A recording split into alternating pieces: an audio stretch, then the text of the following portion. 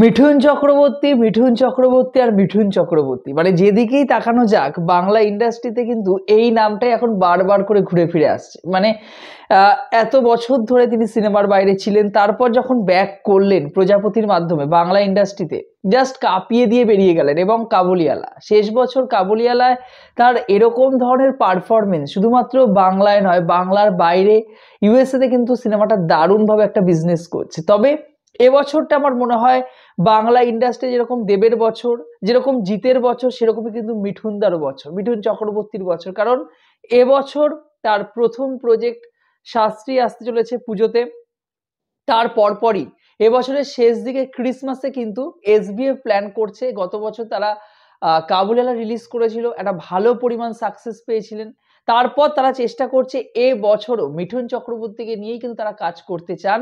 হ্যাঁ, কিন্তু আমি যখন খবর দিই আপনাদেরকে, হ্যাঁ আনঅফিসিয়ালি খবরগুলো দিই, কিন্তু সেই খবরগুলো নিয়ে আপনারা কমেন্ট বক্সে জানান তুমি ফেক আপডেটস দিচ্ছ, তুমি ভুল তথ্য দিচ্ছ, বিভ্রান্ত করছো। কিন্তু সেই তথ্যগুলো যখন অফিসিয়ালি কারোর মুখ থেকে আপনারা শুনতে পান বা বড় পত্রিকার তরফ থেকে যখন বারবার করে ঘুরে ফিরে আসে, তখন আপনাদের টনক নড়ে ওঠে। যাই হোক না কারণ আমরাও তো ভেতর থেকে খবরগুলোকে পাই, যে কোনো সোর্সের মাধ্যমে কিন্তু আমাদের কাছে খবরগুলো আসে। তো রাজ চক্রবর্তীর সাথে কিন্তু কিন্তু আমাদের মিঠুন দা ব্যাক করতে চলেছেন। হ্যাঁ, আপনারা ঠিকই শুনেছেন, রাজ চক্রবর্তী এবং মিঠুন চক্রবর্তীর একসাথে কিন্তু কাজ আসতে চলেছে। এবারে এই কাজটা ফাটাকেষ্ট 3 আমরা ধরেছিলাম যে মোটামুটি অ্যাকশন ধর্মী একটা সিনেমা দেখতে পারবো, মিঠুন চক্রবর্তীকে আবার অ্যাকশন করতে দেখবো।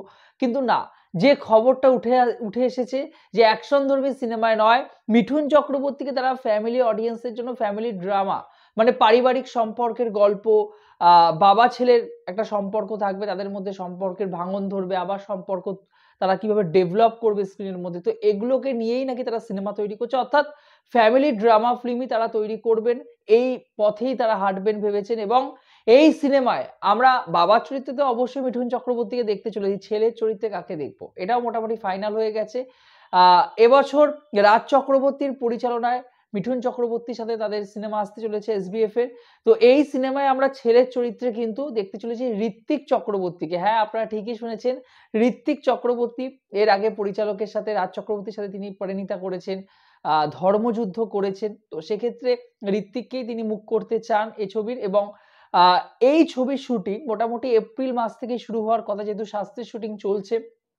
কিন্তু এপ্রিল মাসে আপনারা জানেন লোকসভা ভোট আসছে, তো সেখানে দুজন যে বড় মুখ আর কি, রাজ চক্রবর্তী ও মিঠুন চক্রবর্তী দুজনেই আপনারা জানেন দুটো দলের প্রতিনিধি তারা, তো সেখানে প্রচারের উদ্দেশ্যে তারা থাকবেন আর কি। তো এপ্রিল মাসের পরে এর শুটিং শুরু হবে এবং বাবলি শুটিং চলছে রাজ চক্রবর্তী, সেটাও মার্চের শেষ দিকে মোটামুটি শেষ হয়ে যাবে শুটিংটা।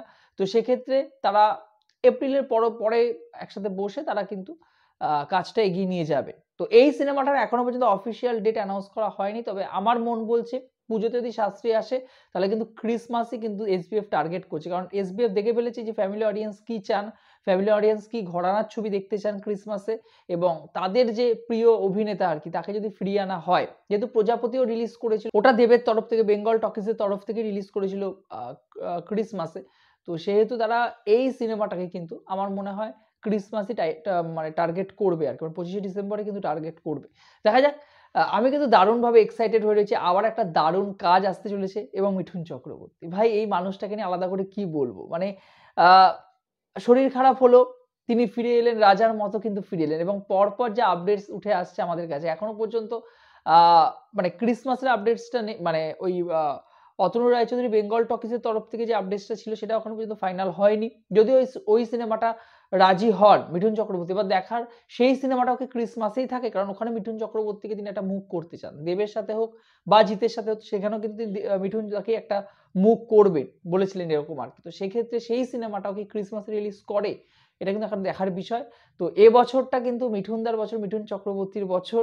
এবং আমি বলতে চাই যে তিনি যখন স্ক্রিনে আসবেন, যে ভূমিকাতেই আসুন না কেন, অ্যাকশন করলে অবভিয়াসলি অ্যাকশন সিনেমা তিনি তাকে দেখতে পারবো, কিন্তু এখন যে তিনি যেহেতু অন্য ধরনের কাজ করছেন, সেহেতু এই ধরনের ছবিতেও কিন্তু তিনি পারফেক্ট, এটুকু আমি বলতেই পারি। সব ধরনের ক্যারেক্টারই তিনি ফাটিয়ে দেন অভিনয় করে। আপনারা জানাবেন মিঠুন চক্রবর্তীর শাস্তি সিনেমার জন্য আপনারা কতটা এক্সাইটেড হয়ে আছেন। অন্যদিকে এই যে প্রজেক্টটা আসতে রয়েছে রাজ চক্রবর্তীর সাথে, এই কাজটার জন্য আপনারা কতটা এক্সাইটেড অবশ্যই আমার কমেন্ট বক্সে জানিয়ে যাবেন। বন্ধুরা, ভিডিওটি ভালো লাগলে চ্যানেলতে যোগ দিয়ে থাকে চ্যানেলটাকে অবশ্যই সাবস্ক্রাইব করে দিয়ে যাবেন। আপনাদের জন্য তো এটা ফ্রি, কিন্তু আমি কিন্তু দারুণভাবে এক্সাইটেড হয়ে থাকি। আমি কিন্তু ভিডিও করার জন্য আনন্দ পাই আরো বেশি পরিমাণে। ভালো থাকবেন বন্ধুরা। জয় হিন্দ।